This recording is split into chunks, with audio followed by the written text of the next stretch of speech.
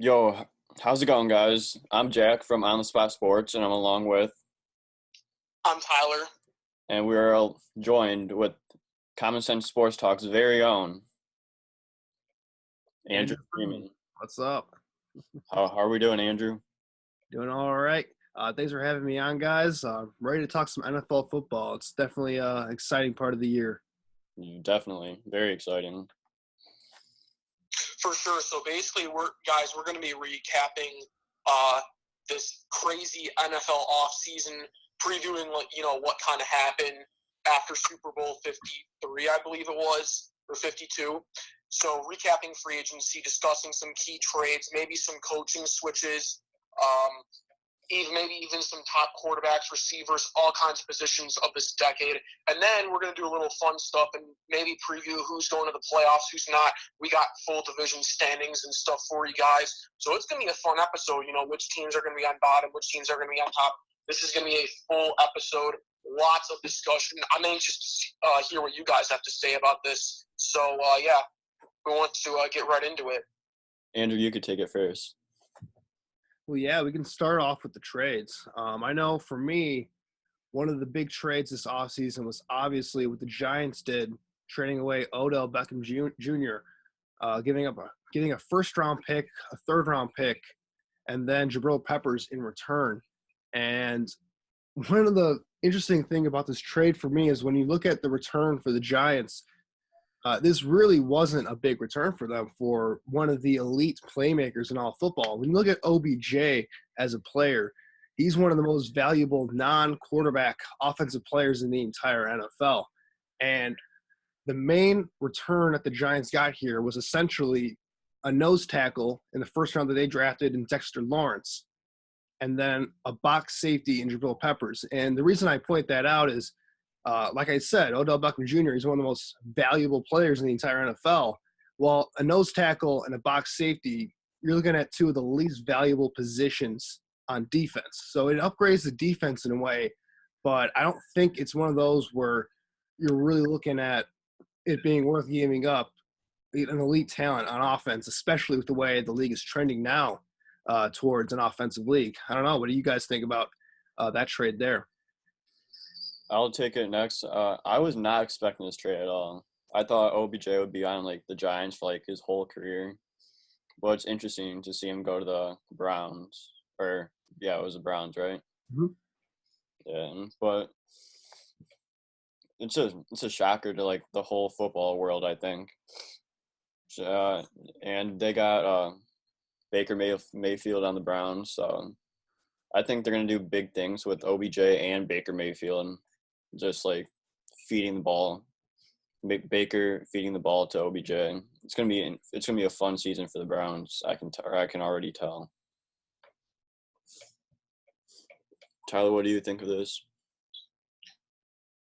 You know what? Honestly, I feel like it could work out better for the Giants than people think because, I was with you on that. I was completely shocked by the trade. I was like, no way, Odell Beckham Jr. is gone because, we heard the Giants GM Dave Gettleman kind of talk about how, he's not ready to think about trading him. He's been one of the valuable playmakers along with Eli Manning. So I feel like that trade definitely kind of symbolized for me that the Giants were ready to move on. They were ready to in this full rebuild stage. And I feel like they kind of figured out that Odell Beckham Jr. was not a part of that rebuild stage, and they just kind of got rid of him. And honestly, the stuff they got from him, Jabril Peppers, and then that first-round pick where they took big man Dexter Lawrence from Clemson, I honestly feel like that was significant because they are looking to upgrade on defense. Because, for the past couple of years, their defense has been kind of low in a way, and they used a lot of draft picks last year on defense. So considering that they got two more defenders this offseason in the trade is significant. That means I think they're definitely trying to rebuild that defense. And the offense is obviously the same with Eli Manning, Saquon Barkley. But what does this do for the Browns? I honestly feel like it's a good match for Odell Beckham Jr. and the Browns because you look at the Browns the last, long time, nothing really to say there. 10, 15 quarterbacks have been starting there. Now it seems like they're piecing everything together. They drafted Baker Mayfield #1. They got their man. They got Jarvis Landry last year from the Dolphins, which is a key playmaker. He's already made an impact on the team. Now you got Beckham Jr. and Landry back on the Browns with Baker Mayfield, who was showing a lot of signs of being a great quarterback last year. I don't know. I feel like, honestly, this could work out good for both teams because I honestly don't think the Giants are going to completely suck next year like everyone thinks. I think they could definitely turn a couple heads because I don't think Eli's done yet. I don't think he's that bad compared to what people say. But honestly, I don't think this trade is bad necessarily for either team. I think Peppers is a good player. I think Dexter Lawrence is obviously one of the big guys that needs to be kind of not thrown under the radar too much. But overall, like I said, people were putting so much hate on this trade, especially for the Giants. I don't think that they're going to do that bad than what people think. I honestly think it's good for both teams. Yeah, I agree also. I've seen the Browns Instagram story lately, and it's like, damn, the Browns have OBJ now. It's like, and he's making all like the one-handed catches and everything. Which brings me to my next question: are the Browns playoff bound? I'll go first for this one. I think they are, and I don't want to leave too much in my point for when we talk about divisions, but honestly, everyone knows this is probably top to bottom the most talented roster they've had in a long time, maybe in the franchise history. It's not just about that. I honestly feel like the leadership role, especially in Baker Mayfield's part, has been key to this team. I mean, I'm hearing reports that the guys are absolutely loving his leadership and just the way he handles the team and stuff. That's really what a true guy can do. And if everyone's in sync with each other, I feel like that's exactly what your team needs to be successful. And I think having their head coach this year, Freddie Kitchens, having him on the offensive staff last year, he's not completely new. I feel like this could work out pretty good. So I definitely do feel like the Browns could be playoff contenders this year. Yeah, I agree. I definitely have to put them in the discussion for a playoff spot. I mean, that's really rare when you think about the Browns and playoffs. It doesn't really come up a lot when you think about the last 20 years or so. But this team does have a legitimate chance. You think about the talent on this team. Like you said, Jarvis Landry, him and OBJ were best friends in college at LSU. So you know that connection is there. They're going to have great chemistry. And it appears that they are already meshing pretty well with Baker Mayfield in that offense. We know Freddie Kitchens will do a lot on offense to help out Baker Mayfield. That was one of the big things of why he was hired. On the last half of the season when Baker Mayfield took over as a starter and Freddie Kitchens was the offensive coordinator, the offense production really took a spike in the right direction. So I like what they have on offense. And then on defense, I mean, Myles Garrett, this guy is going to be an absolute terror, I think, for opposing quarterbacks in the AFC North. So there's a lot of talent on this roster. But, yeah, this trade definitely elevates them to the point where I think the Browns fans should be thinking playoffs. Or not necessarily a playoff or bust mentality, but they should definitely feel confident that they have a playoff squad in Cleveland right now. That's for sure. For sure. I agree. I actually did forget Myles Garrett. That's a great point. They have a lot of good young defenders too. That's a good point. They're solid defensively, like everywhere they're solid. It's gonna be a good season for the Browns. Now for the next trade that I want to talk about is the Chiefs trade for Frank Clark. And the Chiefs receive a defensive end 2019 or Frank Clark with a 2019 third round pick. And the Seahawks received 2019 first round pick, 2019 third round pick, and 2020 second round pick. What are your thoughts on that? Yeah, I'll go ahead on this one. I think this is a very interesting trade for the Chiefs because this wasn't what this really was they traded away Dee Ford at the beginning of the offseason who they franchise tagged for that 2020 second round pick that you mentioned in this trade with the Seahawks.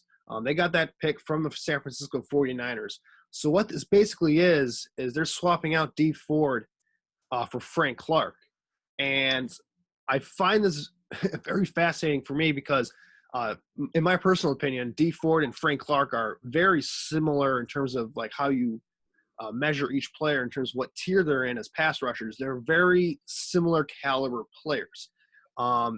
I think the big thing here, though, is because the Chiefs, they're changing their entire defensive scheme. They were a 3-4 hybrid front type of scheme the last few years under Bob Sutton. And now with Steve Spagnuolo as their new defensive coordinator, they're going more to a traditional 4-3 look. So they're looking for bigger guys on the edge at defensive end. And D Ford, he's an undersized defensive end. He's more of a 3-4 standing up outside linebacker. So that's probably one of the reasons why they wanted to make this type of move. Frank Clark is a classic 4-3 edge rusher. But it's interesting that they were willing to take so little in return for D Ford, yet they were willing to give up so much for Frank Clark. Honestly, I'm not a huge fan of it from the Chiefs' perspective. I think they could have found a way to fit in D Ford a little bit better into their scheme rather than giving up so many assets for Frank Clark, who's a similar player in terms of the caliber of player. So those are kind of my general thoughts. That was a little bit of a head scratcher for me personally. Charlie, you want to go next? Yeah, I honestly think I think it definitely could work out for the Chiefs because obviously I think everyone knew last year their defense was the weak point of their team. Like they were pretty much bottom three in pretty much all the major categories. I feel like that's the reason why they couldn't go farther in the playoffs last year was because of defense. So honestly, I feel like but the way they're trying to do this is, like I said, not necessarily upgrade from D Ford like you were talking about, Andrew, but I definitely feel like with hiring Steve Spagnuolo, a veteran coach, on to lead their defense, I feel like they're trying to fit more of his personal scheme, and I also feel like that it could fit better. I'm not saying it definitely will. It definitely could. So it was interesting to me though that they did kind of like make that early move. Like other teams could have jumped for that, but Kansas City, knowing they got nothing to lose right now with a young quarterback, they're trying to fill their other side of the ball and make that a deadly weapon too. But I also feel like I wanted to touch base a little bit on this too.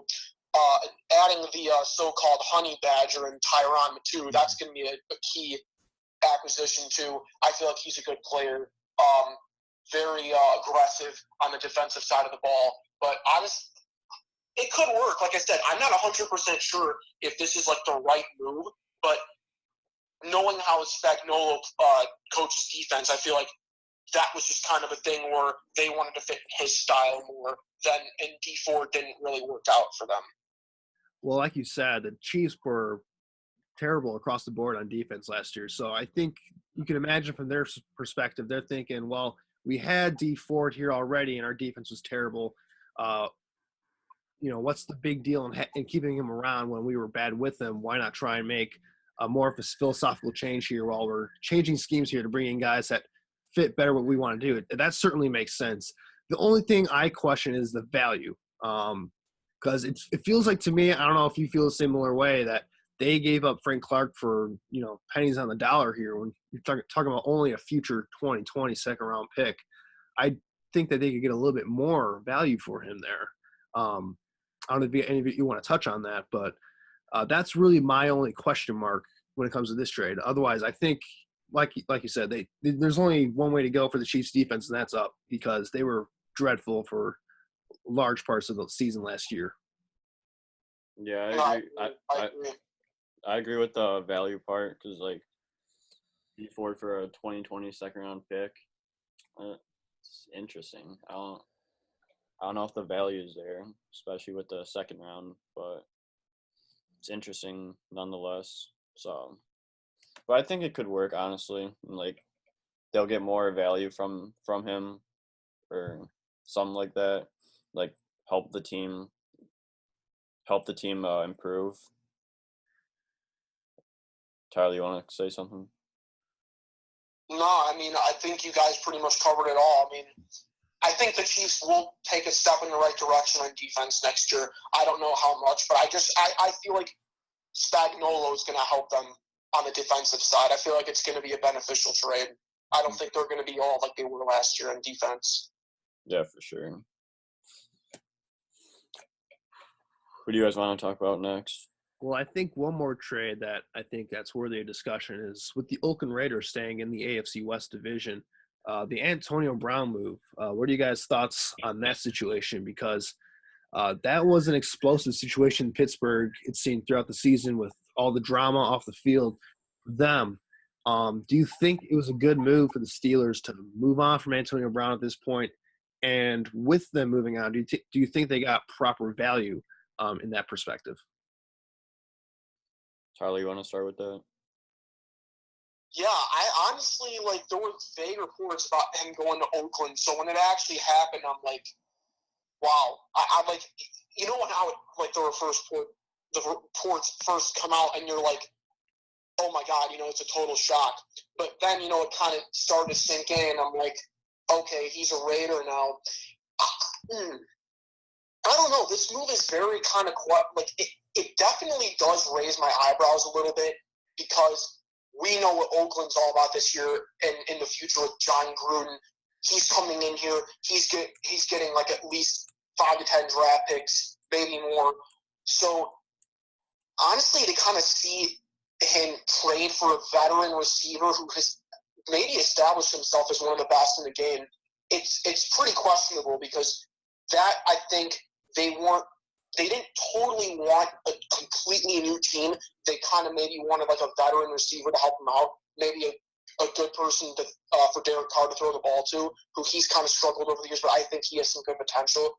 But I just feel like how will him and John Gruden coexist? Like it's not an on the field thing. It kind of is, but how will he and John Gruden coexist? Because we know John Gruden is very demanding as a coach. I mean, I really want to watch the HBO season this year, Hard Knock with the Raiders, just to see how that is. But we know Antonio Brown, what his drama was last year in Pittsburgh. He didn't think Roethlisberger was throwing him the ball around very much. We know he's a demanding player, but how will he, like I said, coexist on this young Raiders team who is trying to look upward in the future? I just don't really know if that's necessarily. I don't know if he'll fit in very well. I mean, like I said, it could work out better than me all expected, but the Raiders were definitely not the first team that I thought.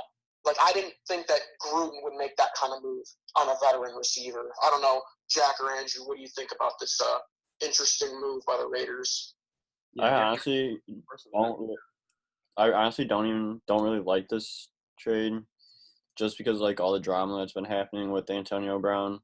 It's like I don't think he's a good fit for the Raiders just because of his like how he is in the locker room, like on the field, and like especially with like the Roethlisberger like deal. It's like I don't think he's gonna fit in with a team like the Raiders unless he changes like how he is in the locker room and how he like reacts with everything. Like, but if he buys into their organization, like all the plays they make, like their whole system, I think it could work. But I'm iffy about this. I'm not really sure about this trade. Well, I think bringing up the locker room is a good point. When you look at the Oakland Raiders as a franchise and their history, they've been known as kind of the renegade team in the NFL. So bringing in questionable personalities certainly isn't something new here. That's definitely a Raider-type move to bring in a guy who maybe had some troubles off the field in the past and give him a second chance. And that's kind of what the Raiders are doing here. I will say I find it interesting that they are willing to spend a lot of money on a wide receiver in Antonio Brown, who is a bit of a head case off the field and a little bit of a distraction off the field, and give up on a guy like Khalil Mack last year, when you think about last year, who plays a more valuable position, is pitch perfect off the field in terms of his leadership and in the locker room, who has no off the field issues. It's interesting how they're willing to spend their money, just because of the fact that Antonio Brown is an offensive player and Khalil Mack is a defensive player. That's kind of my big takeaway there from this trade. And also from the Steelers' perspective, the fact that they're only willing to take in a third and a fifth round pick just tells you that they were just ready to get rid of Antonio Brown. So that definitely the locker room issue is definitely something that will be something to look out for. Oh yeah, can I add something else too? I completely forgot about the draft pick part. One draft pick, a third round draft pick. I think Andrew, you pretty much know that, right? They were done with Antonio Brown. They were ready to move on. They were not ready for more diva moments on that team. They just wanted to cut him out. Yep. Well, it helps that they have a guy like Juju Smith-Schuster there to help alleviate that passing load because Juju is one of the rising stars in the NFL. So I think they were comfortable moving on from Antonio Brown now that they have Smith-Schuster that can kind of fill in his shoes as a true number one weapon for this offense. What a great name too, Juju. I'm curious to see how he's gonna do throughout like the upcoming seasons because like he's expected to like have like good big potential, which sometimes it works out, sometimes it doesn't. But for this case, I think it definitely will work out for Juju, and like he'll be a star like in the making one day. I mean, he had better stats than Antonio Brown last year. That is true. He had more yards, and I think Brown led in touchdowns, but he had a lot more yards than Brown. So I think there's. He's already past that. He's already past Antonio Brown's goodness. He's just gonna keep moving up from there. Yeah, I wouldn't completely say that. Juju's not on the level of Antonio Brown quite yet, but he's very talented. He's gonna have a big year, I think, for the Steelers. It will be a bit of an adjustment going from a number 2 wide receiver to the number 1 option. But other than that, he's got great chemistry with Ben, and I think they'll put up some big numbers this season. That's for sure.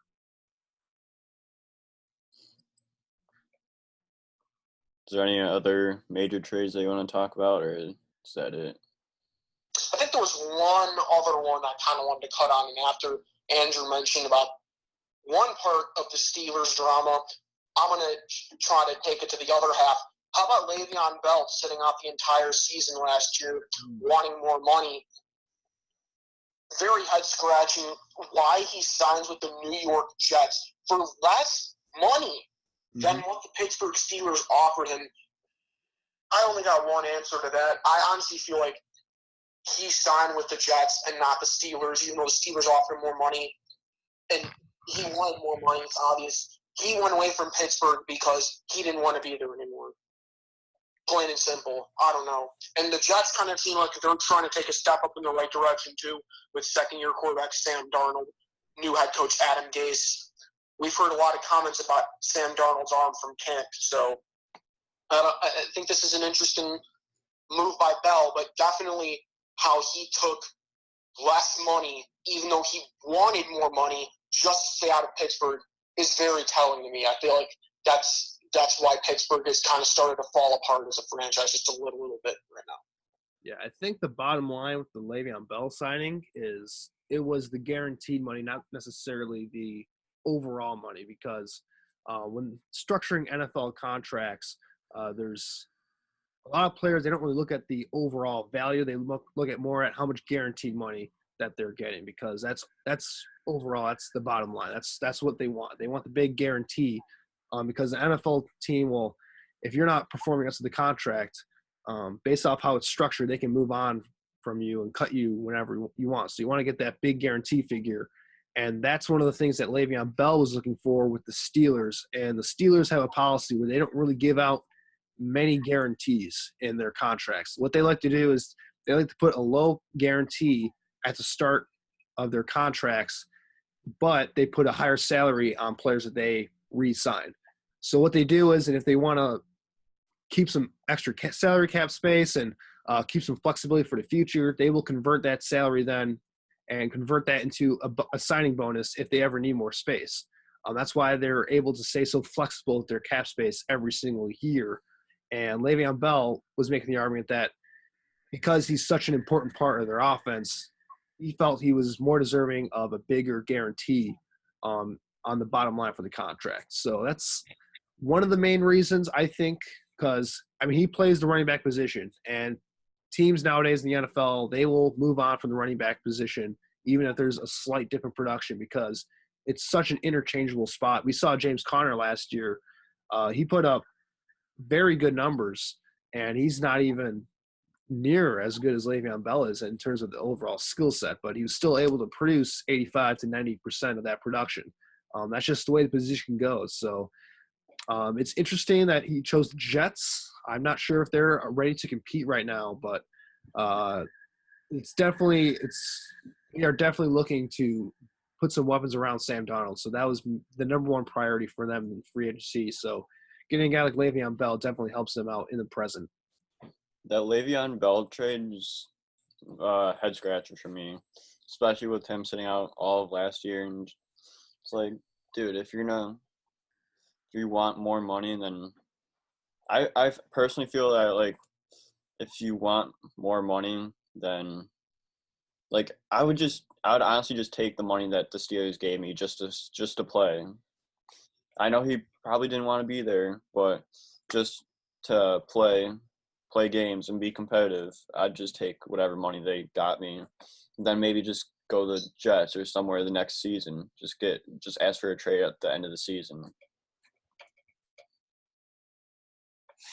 Well, that's just me. Yeah, it's tough with the running back position because there's only so many hits you can take as a running back before you start to fall off a cliff in terms of your production. So I understand from Bell's perspective that he doesn't want to put any unnecessary hits on his bodies without a long-term deal. But like you said, it was an awkward situation for the Steelers last year. And honestly, I think it might have hurt his value in free agency. The fact that he sat a year out. Now he's got to get back into shape, back into making sure that he's not rusty when the season comes along. That's a legitimate question mark, I think, and why some teams were not willing to really give him as big of a contract as maybe he hoped. He definitely hurt his value during that season just because he wasn't playing, and obviously, if you're not gonna play, teams can't go off of the season before that. They want to see what you did last year. But for Le'Veon, there was nothing that you could do. So the Jets are taking a chance on him, I think. But I think he does give the Jets more value now, just because of how good of a player he is, and the Jets will be competitive in the next few years, I think. Maybe not this year, but definitely next year.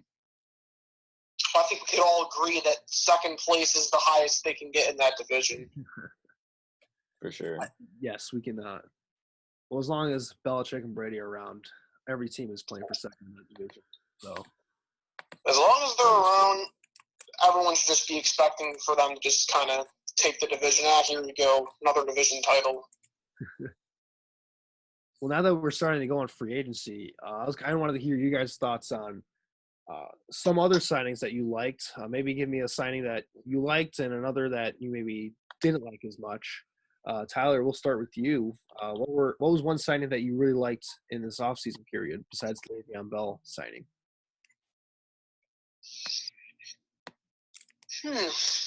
I have to think about that. It could be anything, right? Players or coaches, anything? Yeah, coaches, any offseason move you think benefited another team?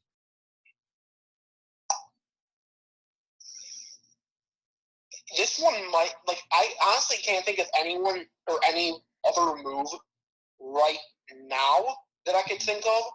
There's a couple, but I'm going to go with, this might not do much, but I'm gonna go one is Joe Flacco to the Broncos. I feel like that one, it's not necessarily a total win for the Broncos because, I mean, let's face it, ever since Peyton Manning left the Broncos, they've had an unidentifiable quarterback behind the center. I feel like that's probably one of the biggest reasons why they haven't been more successful. Everyone knows they have one of the best defenses in the league. But always the question mark for them was quarterback after Peyton Manning decided to retire after Super Bowl 50. Now, after Case Keenum for 1 year, that kind of didn't work out. Brock Osweiler a couple times, even Trevor Siemian. Those were just, where are they now, guys? I honestly feel like. But with Joe Flacco, I think it's He's a Super Bowl MVP. Some people may forget that. But he's been around the league for a while. He knows a thing or two about deep postseason runs and a little bit of experience. So that's one move that some people may have been like, what are they doing? But honestly, I kind of like that move a little bit from the Broncos. I don't think they'll be division contenders this year, but at least they have someone behind center that is experienced and knows how to control an NFL offense. I think that's one that that's one that grew on me a little bit. Yeah, it's interesting that you mentioned Joe Flacco to the Broncos. They actually gave up a 4th-round pick in order to make that move. And it's interesting now that when they drafted Drew Lock, they have a veteran player that can start now and a young guy that they can hopefully develop into a future franchise quarterback. I will say this, I'm not a huge fan of Flacco. I think he does add a little bit of stability. Obviously, Case Keenum last year, he kind of proved that his 1 year Minnesota was a fluke. He just didn't look all that great out there, although the numbers between Joe Flacco and Case Keenum were actually pretty similar. But, with Flacco, if you can get this team to the playoffs, one thing that I've always liked about Flacco is he knows how to play in the playoffs. He's played very well in the playoffs, even though in the regular season he's been mediocre at best. But this team definitely has a lot of talent. When you look at their defense, bringing in Vic Fangio as a head coach, they're going to be ferocious on defense, I think, and they're going to be a tough team to play against in the AFC West just because we have Von Miller on one edge, Bradley Chubb coming off the other side. That pass rush is going to be ferocious, and if Joe Flacco can just manage the game for them, they have some weapons on offense. Philip Lindsay is a running back, Cameron Sutton at wide receiver, Emmanuel Sanders, hopefully he's healthy from his Achilles tear. Denver does have a legitimate chance, I think, to go on a playoff run here. Maybe not win a Super Bowl or anything, but they can definitely be a competitive team. I'll say one team that I wanted to touch on was the Philadelphia Eagles. I thought they did a masterful job this offseason and kind of reshaping their roster. First of all, getting in a deep threat specialist like Deshaun Jackson at wide receiver, getting him from Tampa Bay. Deshaun Jackson started his career with the Eagles, and I think it's only fitting that he kind of ends his career at the Eagles as kind of a final piece to their wide receiver core. You look at Alshon Jeffries, a big body guy there. Deshaun Jackson, he gives them a legitimate player that can go over the top of the defense and really spread the field to help out Carson Wentz. I really like that for the Eagles. And then on defense, they got a guy in Vinny Curry off the edge, defensive end. He's pretty solid. And then Malik Jackson at defensive tackle, who was a Pro Bowler a couple of years ago. He's a very good player next to Fletcher Cox now in the interior defensive line. The Eagles, I thought they did a really nice job of reloading their roster. They're looking really good, I think, this next upcoming season. We also added a former Bears running back, Jordan Howard. Yeah, I mean, the thing with Jordan Howard is he's kind of a one-dimensional back. He'll fit that LeGarrette Blount role that they had a couple of years ago when they won the Super Bowl, where he'll be a short yardage guy. He'll grind out some tough yards for them. I honestly think they'll be going more to Miles Sanders, the guy that they drafted in his last draft in the second round. He's a true 3-down back. That's not really Jordan Howard's specialty, but again, that was a nice move for them because they really didn't have any good running backs last season. That was one of their struggles last year. They couldn't really run the ball consistently, and Howard will definitely help them out there, I think, a little bit. And they only gave up a 6th-round pick, so it's not the worst move to make in the grand scheme of things. For sure. My favorite free agency move has to be, we already discussed it, the Odell Beckham Jr. deal on the Browns side, just because they have a powerhouse offense now with Odell, Baker Mayfield, Jarvis Landry. Their offense is stacked now with that trade, and defensively they're better than they've been in the past decade for sure, defensively and offensively. So I think they'll definitely have a good season, and it'll be fun to watch them. I'm really excited to watch some Browns games this year and not see them go 2-14 or whatever. Yeah, I think they can actually get more than one win for once. That'll be No, More wins than losses. yeah, the Browns are definitely an exciting team to watch. And speaking of exciting teams to watch, now that we've had this free agency period, the off season starting to come to a close, I was kind of wondering, who do you think can be some of the big name teams this year to really make a run at the Super Bowl in terms of favorites for a Super Bowl, and maybe another team that you think can go on a run? I'll start for this one. I think for like AFC East, obviously the Patriots are gonna be a top team because like they have Brady and Belichick, and like those are like top two coaching quarterback duos, I guess you could say. Like the Patriots are always good. They're always like guaranteed a playoff spot pretty much, and somehow they always arise to the occasion and go all the way to the playoffs, all the way to the Super Bowl. And but they did lose a piece. Rob Gronkowski retired this year, so that's unfortunate for them. But I think they'll get past that. And then for AFC West, it's a tough one, but I honestly think the Chiefs could be up there, like just because like Patrick Mahomes, like he's a solid quarterback, and like they're getting better like defensively, and like their offense is pretty good right now too. Then for AFC North, I have the Browns making a playoff spot for the first time for like forever, in a long time, just because like all the offense and like the trades with Odell. It's gonna be a fun year for them. For AFC South, I have the Jags. I don't know why, but I just have a feeling that they're just gonna excel and make a make a run. And then for the NFC East, I have the Eagles making a playoff spot. Again, they made a lot of improvements since last year, and yeah. And then the NFC West, I have the Rams. A lot of these teams, I don't know why. I just have I have a feeling that they're gonna do something big. It's like I have no like real reason. It's just like I just feel like deep down that they're gonna like be really good and like be a team to compete. Then for the NFC North, I have the Chicago Bears. First time they won NFC North last year in a while.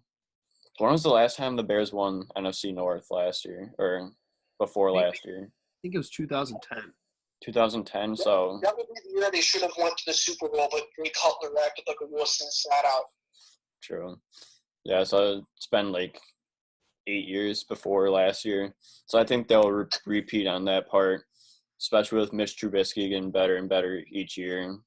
This is only his second year, right? Second year? Third year. Maybe his Third year. And I've seen improvement every single year that he's been with the Bears. So I'm excited to see that. I'm excited to see Khalil Mack play again. Like everyone on the Bears is top to bottom, just really rounded up. Like I'm excited for them. Then for the NFC South, I have the New Orleans Saints because I just feel like Drew Brees is gonna help them a lot this year and like help them do a playoff spot, especially since Drew Brees is a playoff quarterback. I think they could go far in the playoffs. Like he's a good regular season quarterback too, which is nice to have. Who do you got? Tyler, you want to say something?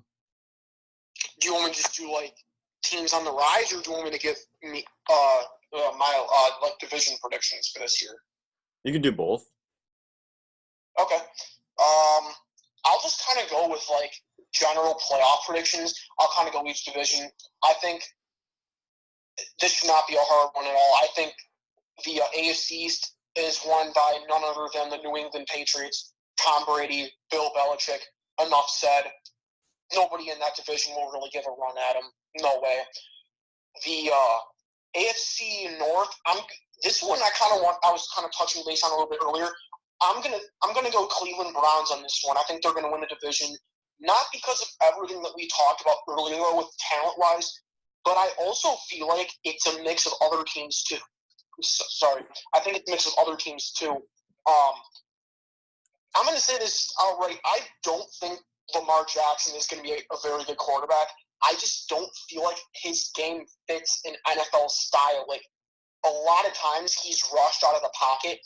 He scrambles and runs, and he's leaving guys wide open. Like, what if other teams he plays against, there's guys that are waiting right there, and he scrambles and, he could throw it randomly and get picked off. I just don't think his game really fits the NFL very well. I think the one thing that'll keep the Ravens in somewhat contention is John Harbaugh. I think John Harbaugh is a great coach. Their defense is also pretty good. But I don't think the Ravens are going to be as good as everyone thinks.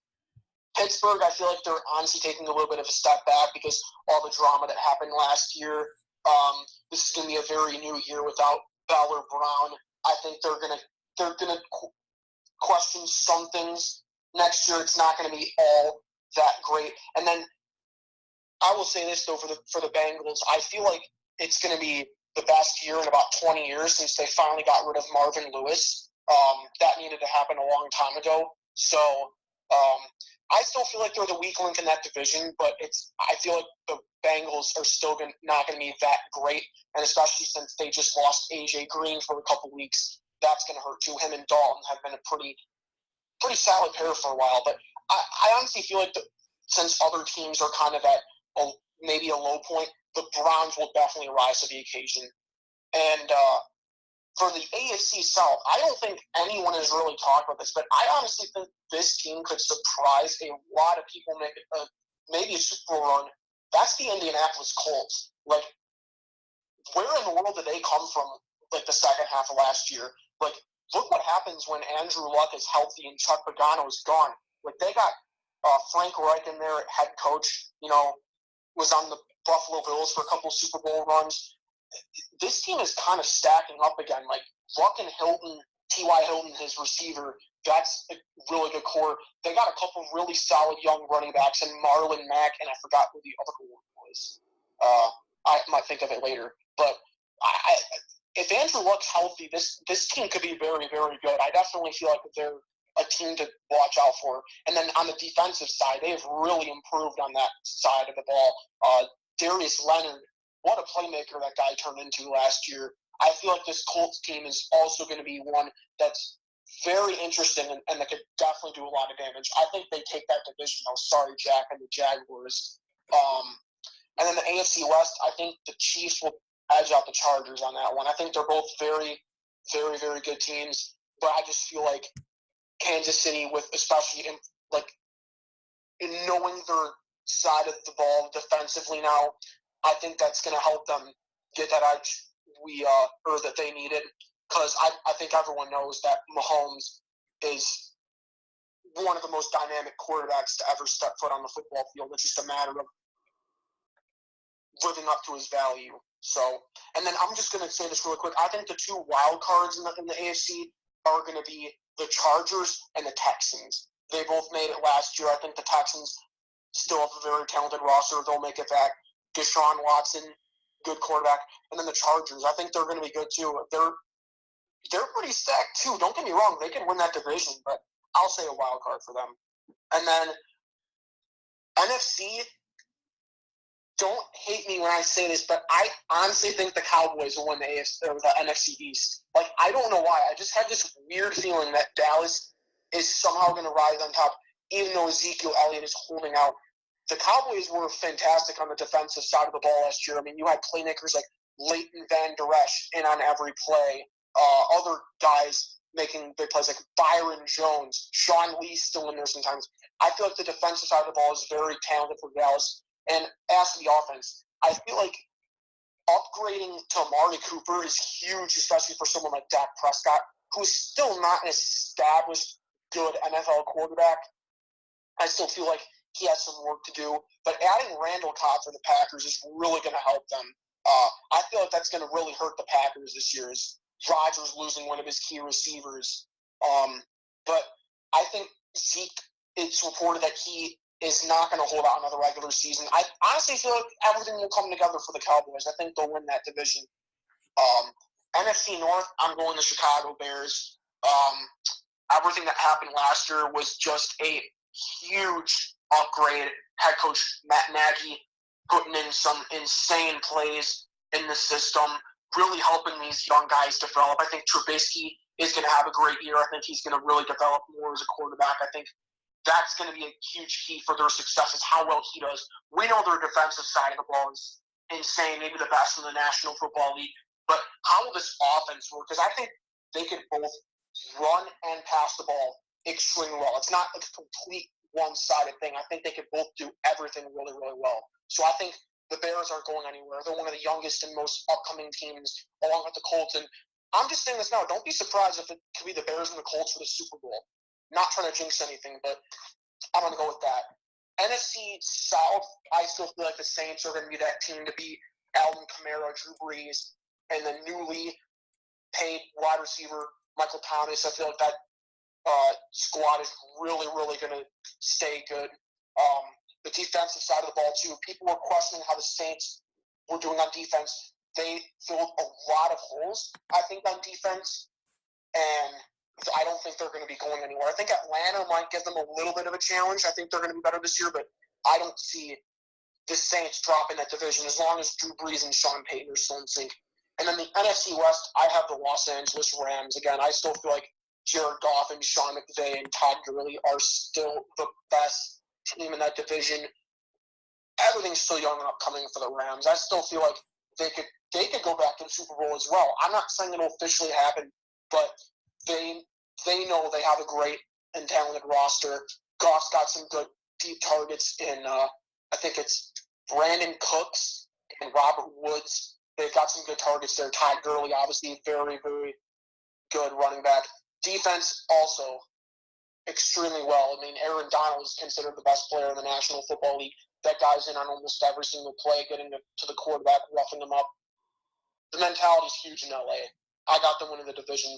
And then I'm going to go wild cards here. I think Minnesota is going to sneak in this year. I think they'll take a wild card spot away out of nowhere. I think Kirk Cousins does a little bit of a better job this year than he did last year in his second year with the Vikings. And then I am going to leave the Eagles out of this one. I just don't know why. I just feel like Carson Wentz is – I like the Eagles' talent on their roster. I just feel like Carson Wentz is a little bit of a weakling because I feel like he can't stay healthy for the whole year.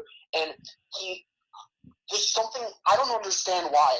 It's something – it's just – like you said, Jack, it's just an instinct feeling. I don't think Carson Wentz is going to be everything the Eagles thought he'd be.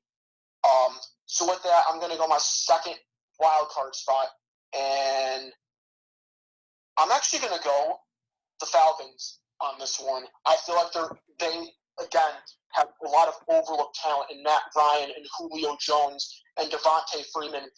That team they're loaded, and they had a lot of defensive injuries last year. So I think the Falcons are going to bounce back and take a playoff spot away. Yeah, those are a lot of interesting picks. I think I'm not going to spend too much time on the AFC East. Patriots, I'm just forgetting about the other teams, honestly, at this point. When you go to the AFC North, I actually think the Steelers have a good chance of winning that division.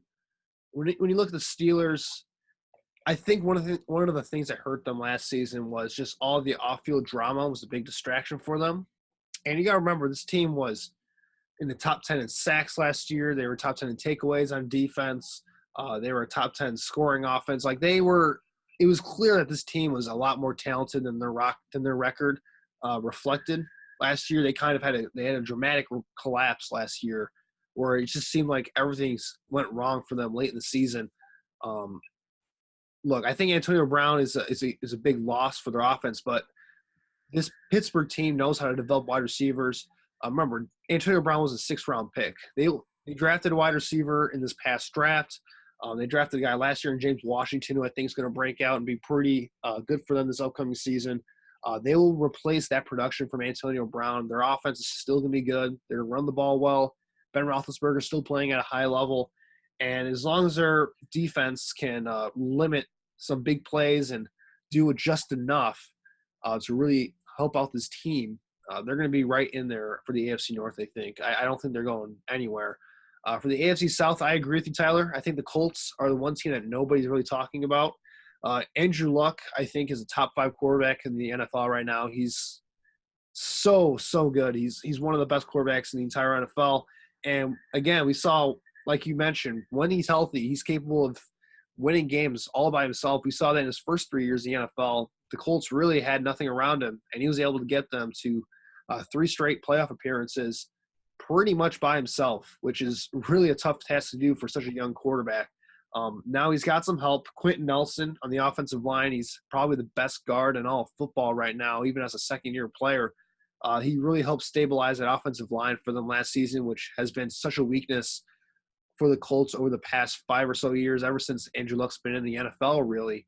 And on defense, one player to really look out for, I think, is Malik Hooker. He was a guy that was a top 10 pick a few seasons ago. He hasn't really gotten off to a huge start in the NFL yet, but he played well last season. He's got sideline-to-sideline speed. He's a rangy safety. He's going to have a big year, I think, in terms of generating some turnovers for this defense. This defense got a lot of talent, so I think the Colts, they're well-positioned with Chris Ballard as the GM. He's doing a really good job of building a balanced, solid roster around Andrew Luck. I think they're one of the elite teams in the AFC. Like you said, I don't think there's anything stopping this team from really making a push for a Super Bowl run here. They're that good. And then the AFC West, I have to go with the Chiefs. It's going to be tough. The Chargers, actually, I think they might be due for some regression. I have some questions about their offensive line. Philip Rivers, can he keep it up going again? Melvin Gordon, what's the situation there?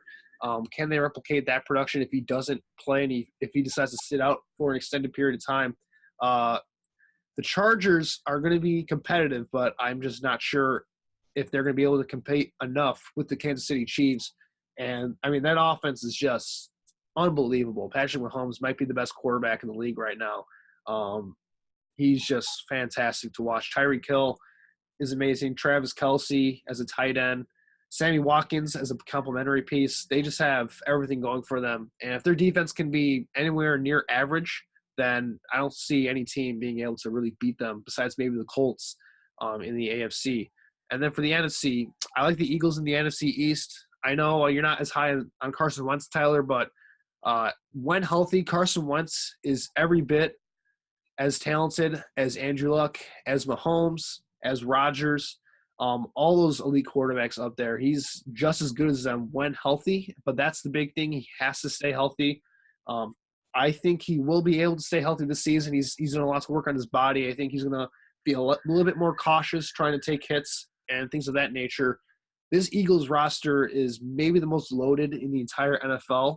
There really isn't that big of a weakness anywhere that I can see. Maybe an outside cornerback. They don't really have many great cornerbacks there, but they have maybe the best offensive line in football and quite possibly the best defensive line in football. And, they're going to win the trench battle every single game, week in and week out. And, again, if Carson Wentz can be anywhere near his level in 2017 where he was the MVP before getting hurt, this team is scary good, I think. The NFC North, I have to go with the Chicago Bears. Like I said, the Eagles might be the most loaded roster in the NFL, but the Bears are right there. They have the best defense. Khalil Mack, I think, actually had a down year last year, which is amazing to say because he was phenomenal for large stretches of the season. But you got to remember, he was injured for portions of the season last year. He didn't have a training camp. We might see the best of Khalil Mack this season, which is absolutely scary, I think, for any other team in the NFL right now. And if Mitch Trubisky can take that next jump, which I expect him to do, I've heard some positive reports from him in training camp so far. This offense could maybe possibly be a top 10 scoring offense, which would go a long way to help this team. So I think the Eagles and Bears might be the two best teams in the NFC right now. But when I look at the NFC South, I'm actually going to go with the Falcons here. Like you said, Tyler, the injuries on defense really hurt them. Deion Jones was a huge loss for them. Keanu Neal missing the entire season was a huge loss for them. Getting those guys back will definitely help them. And we know with Matt Ryan and Julio Jones that this team is going to score points in bunches. They did a lot of things in free agency to help the offensive line. Getting a guy like James Carpenter to play guard. They drafted 2 guys in the first round to compete at the offensive line. So the protection should be better. They should be healthier, hopefully. And Matt Ryan is getting a former offensive coordinator of his in Dirk Cutter, who he had some pretty good success with before he left for Tampa Bay. He was the offensive coordinator for the Falcons beforehand, and he's coming back now to the Falcons, and I think they will be very good on offense. He's a lot better than Steve Sarkisian, who may be one of the worst offensive coordinators in all of football for the Falcons the past 2 seasons. So I think they're going to get a big boost there. And then in the NFC West, I think a lot of people are sleeping on the Seattle Seahawks. Russell Wilson, he's just as good as any quarterback in the NFL. They have a defense. They have a running game. They drafted a guy in DK Metcalf who kind of fits their scheme like a glove, as a big, fast, physical wide receiver who Russell Wilson, he loves to chuck it deep and throw a lot of jump balls out there. And DK Metcalf, the 2 specialties for him is jump balls and going deep. That will be a match made in heaven, I think, for the Seahawks. I think they're going to come out with a division. And one reason for this is I just think the Rams are going to have a huge regression this season. They went all in on last year to win it all, with guys like Ndamukong Suh making the trade for Aqib Talib, making the trade for Marcus Peters, and now they lost a bunch of talent, especially on the offensive line. Their defense, outside of Aaron Donald, no one really impresses me on the defensive side of the ball. They signed Eric Weddle, but he's old. He's on the backside of his career. I think the Rams – and also I'm not a huge fan of Jared Goff personally. I think he's a one-read system quarterback. McVay's kind of gotten the most out of him throughout his career. But if you look at his performance late last season and going into the playoffs, there was a huge regression once teams started to figure out what the Rams were doing and how to stop their passing attack and how to stop their rushing attack, first off. Because everything they do relies on Todd Gurley in the stretch and zone run scheme. And Todd Gurley, who knows if he's going to be even playing for most of the season. His knee tendonitis was a huge problem late last season. The Rams are, with all the moves that they made in the offseason, getting a running back in the draft, re-signing their backup running back from last year, it looks like they're going to be going to more of a committee approach, and those 2 backups are not as good as Todd Gurley. So it's going to be interesting to watch how they kind of manage him throughout the season. Personally, I just feel like the Rams might take a little bit of a step back this season. But in terms of the wild card, I hate to say it because I'm a Bears fan, but the Packers, I think, made a lot of great additions to their team in free agency, and I just can't leave out Aaron Rodgers whatsoever. The guy's still the boogeyman for me in the NFC North. He's one of the best quarterbacks I've ever seen. I think he's going to come back with a vengeance this next season and be very good for the Packers there. And the other wild card team is the Saints. They'll take a little bit of a step back. I don't think Drew Brees is who he once was. His arm strength really took a downturn late last season, but there's still a lot of talent on the Saints, and they should be in the fight for a playoff spot. So those are kind of my thoughts on how the NFC and the AFC will kind of play out. We all had pretty even teams for pretty much the same teams as for making the playoffs, like the top teams in the division. But I gotta ask this: who do you guys think is gonna go to the Super Bowl this year, and who's gonna win? I'll start, and I say the Patriots are gonna. It's gonna be a Patriots versus Bears Super Bowl this year. Obviously, the Patriots have been in the Super Bowl the past 3 years, so they should be automatically just put in the Super Bowl. To be honest, no one's stopping them, I believe. And then I think the Bears on the NFC side will definitely beat out all the other teams, especially with their defense. If they hold up like they did last year, which I believe they should be better than last year, so they should be a top defensive team and hopefully a top offensive team. And then I want the Bears to win the Super Bowl. That'd be really cool. First time in the Super Bowl since 2006, I believe it was, and just winning the Super Bowl, that'd be an unreal season for the Chicago Bears. Yeah, it's interesting. For my Super Bowl predictions, I think the Colts are coming out of the AFC. For me, it's between the Colts and the Chiefs. The thing with I think the Patriots will definitely be in the running there in the playoffs, but it's just tough for me because they lost some talent on defense. Trey Flowers was a key piece for their defense, being a versatile guy on the defensive line. And when I look at the offensive skill players around Tom Brady, I just don't think they have the weaponry on the outside to be able to really contend with teams like the Chiefs and Colts who can get up and down the field and score a lot of points. The Patriots are definitely going to be more of a throwback, ground and pound type of team next season. It's kind of how they're built, and that was they did that successfully this past season, winning the Super Bowl, obviously. But I'm not sure if they'll be able to replicate that 2 seasons in a row. And Tom Brady is the best of all time, but I think at some point you got to expect his production and his ability to play the position the way he has in the past to kind of take a dip. And we started to see that a little bit last year. There was a little bit of a regression. Meanwhile, the Colts, they seem to be on the upswing. Mahomes in Kansas City, he's right there. If they can figure out their defense, they're going to be in the thick of things. But I'm going to go with the Colts here. I just think they had the most well-rounded team in the AFC, and I think Andrew Luck finally breaks through. He's kind of had some struggles in the playoffs, but I think this is the year where he puts it all together and has a big postseason for the Indianapolis Colts. And then the NFC, I want to go with my Bears here. I really do, but I can't ignore the amount of talent that's on the Philadelphia Eagles right now. They're stacked on offense. They're stacked on defense. And as of right now, I think they have the better quarterback, assuming he stays healthy, and Carson Wentz. Not to say that Trubisky is a bad quarterback or anything like that. I think Trubisky is going to be very good this upcoming season, and I think he's going to surprise a lot of people with how good he is. But I've seen Carson Wentz play at an MVP type of level when he's healthy, and I haven't seen that from Mitch yet. So I just have to go with the Eagles on that one. I think they're going to be in the Super Bowl. So it's going to be Eagles, Colts for me. I think you pretty much summed everything up pretty good in the AFC.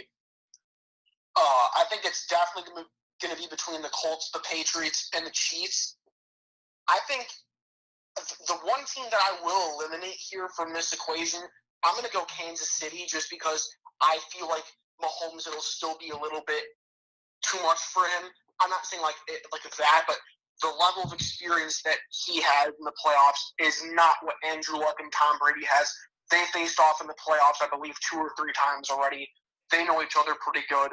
But I'm going to agree with you on this one. I have a weird feeling about the Indianapolis Colts this year. I think they're going to make a run to the Super Bowl. I think the Patriots are always a contender no matter what.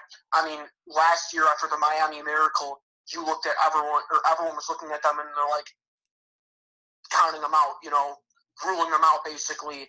And look what happened after the Miami Miracle. Their defense was starting to play better than ever, and sooner rather than later, things just started to fall in peace. And good old Tom Brady and Bill Belichick found another way how to do it again. And they made another Super Bowl run. So I always think the Patriots are contenders. But the reason, like I said, I think I'm going to go with the Colts this year is kind of the same reasons you touched based on. They built a fantastic team around Andrew Luck. It's not just him this year. They got a ton of other weapons they can use on offense and defense. And, I mean, like I said, I feel like why can't they rise to the occasion? Like I said, the past couple years they've had Chuck Pagano at head coach. Things have kind of fallen apart there. I think the addition of Frank Reich as a head coach is very key for this offense, especially, Reich, a former quarterback, helping out Luck, who's kind of in the middle of his career, maybe even the prime of his career, we might see. But I think that's definitely going to be a key factor in the Colts making a good playoff run. I think Reich helping Luck is extremely helpful. I think they're going to make the playoffs and go to the Super Bowl. And I'm going to agree with you on this one, Jack. I'm going to go Bears in the NFC. I really, really hope I don't jinx this, but people just cannot overlook the amount of talent they have, especially on defense. Like, you have Khalil Mack, you have Akeem Hicks, they added Clinton Dix in the secondary or safety. They have a ton of good linebackers. I mean, Roquan Smith impressed really, really a lot as a rookie. Leonard Floyd, if he's healthy, he's really good. Kyle Fuller, always one of the more underlooked corners in the league, but I think he is very, very underlooked. Like I said, he led the league in turnovers last year, or interceptions. I think him and Xavier Howard on the Dolphins with 2 interception leaders. One guy, though, that has really turned into a huge playmaker is Eddie Jackson. I mean, this guy is all about just grabbing that ball and taking it to the end zone. I mean, he had, I think, the most pick sixes out of anyone last year. Just this whole Bears defense, they are huge playmakers. And I think the reason why they will take a huge step up this year is because I think the offense will be a lot better than last year. I think the shades they kind of saw last year were already an improvement, but you still felt like they could do better. And I think they will do that this year. I think the second year under Nagy's new system is going to be everything that this team needs. I feel like they will all put it together on offense. I think Trubisky is going to have another solid year. You don't need too much of what he did like last year. I think what Mahomes did, you don't have to be like that. Just be productive in the way your system runs. And I feel like Trubisky, he doesn't need to do a whole lot, but he definitely needs to contribute. And I feel like his contribution this year is going to really take them over the top. They have some great talent at receivers, too. I feel like Allen Robinson is a really good wideout. Taylor Gabriel, very, very fast. Some other Georgia guys, too. Javon Wims, Riley Ridley, drafting this year. I can go on and on about the talent on this team. But I just feel like the second year under Nagy is going to really help them. I think it's kind of going to be what the Rams did last year. The second year under McVay, they really found a way to put it all together and make a Super Bowl run. I'm going to go the Bears on this one. I think it's going to be the Colts and the Bears. Another rematch from, I believe it was a 2006-2007 Super Bowl. So that's my take. I love that. I think this will be it for this podcast. We're already at an hour and 10 minutes. It's just so much to talk about. There's a lot to talk about. I still feel like there could be more. Like, honestly. We didn't even cover half of what happened this crazy NFL offseason. It was definitely jam-packed. Oh, man. For final thoughts, what are your overall feelings of NFL free agency? Like, did you like it, or did you not like it? Stuff like that. I'll say I'm excited. I honestly loved it. Like, I loved all the crazy stuff that happened because there were a lot of moves that people didn't really see happening, and now you're like, oh man, that happened. Now you got to second guess yourself on who's going to make a deep run where. All the coaching carousels too. I always feel like that's a good one to kind of touch base on. So honestly, if the moves are bad or good or not, they're still crazy, and I love it. I think this has been one of the craziest NFL off seasons we've seen in a long time. I can't wait for kickoff.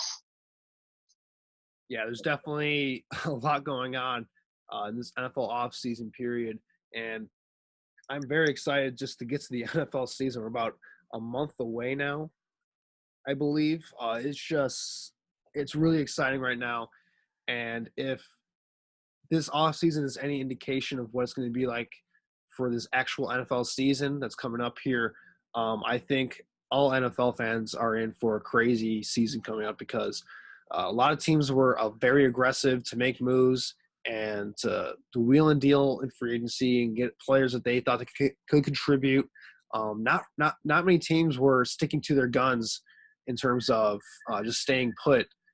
Lots were out there aggressive and really willing to change things up here and spend a lot of money. And that's what you want to see from an off-season period. That makes it a lot more fun for the fans. It keeps things interesting. And really, when you look at the NFL here, I can name you 15 to 20 teams now that have a legitimate argument to be made that they can go and make a Super Bowl run. And it's really not like that for any other league in professional sports. Maybe besides the NFL. That's what makes it so fun to watch coming up in the fall. So, it was a very exciting offseason period, and I can't wait for the actual games to start in a little bit over a month here. As an NFL fan, you got to love this. All the crazy out-of-the-blue trades, signings, everything. It's awesome. It gets you excited for the season. And I honestly can't wait till first kickoff in about a month. And it's going to be a fun year, and I can't wait to see who's gonna be up top at the end of the year come February 4th or whenever the Super Bowl ends. That's gonna be a fun one. It's gonna be a fun 2019-20 season. Can't wait. It's gonna be so much fun. Agreed. Agreed. Well, thank you, Andrew, for coming on the podcast. And it was fun having you. Lot to discuss. Wish we could talk a lot more. There's a lot more we could talk about. But yeah, so thank you for coming out. It's been fun. Yeah, definitely. It was a lot of fun to coming on here and talk some football. Yeah, it's just very exciting to be able to talk about all these things that are happening right now. And yeah, thank you guys for having me on. It was a really fun time. No problem. It's crazy. I will leave your channel name and link in the podcast's description, so everyone should go subscribe to Andrew's YouTube channel and watch his podcast.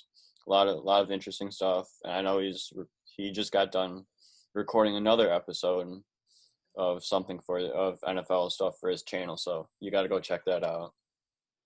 Yep, in the middle of NFL previews right now. I just covered the NFC East in my last video, so looking to get that up and posted relatively shortly here. But yeah, definitely a lot more to talk about. We'll be covering every division. It's going to be fun. For sure. All right, so this will do it for this podcast. So comment, like, and subscribe, and we will see you later.